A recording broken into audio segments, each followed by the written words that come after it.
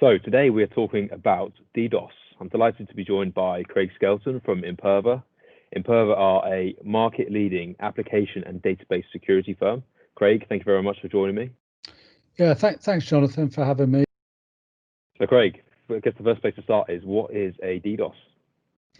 So a DDoS attack is a distributed denial of service, and the hacker is trying to make a resource unusable to legitimate users.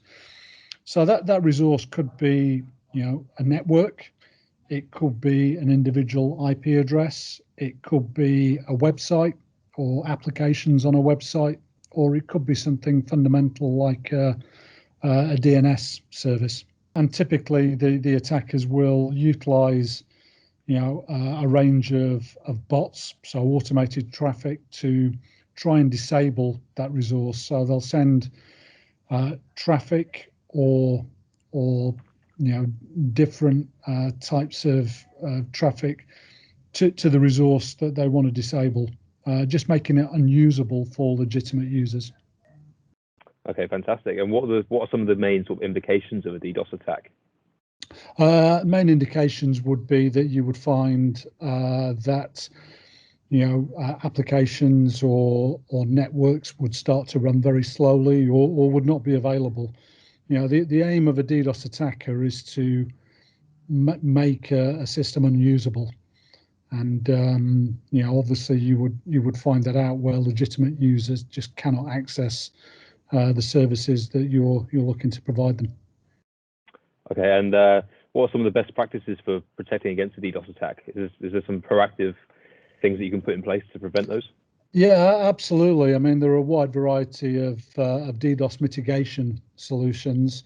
The general consensus now is that solutions that are in the cloud are better because they will mitigate an attack further away from your infrastructure.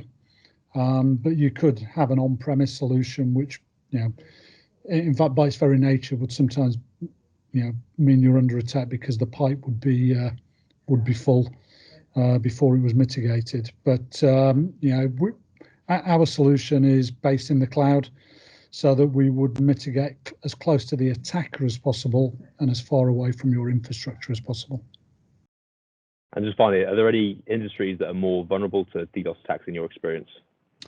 I mean, any industry is liable to a DDoS attack. It's indiscriminate, and I would also say we often describe DDoS as a weapon of mass distraction, because it's utilized to divert attention away from maybe some other type of hack that's going on.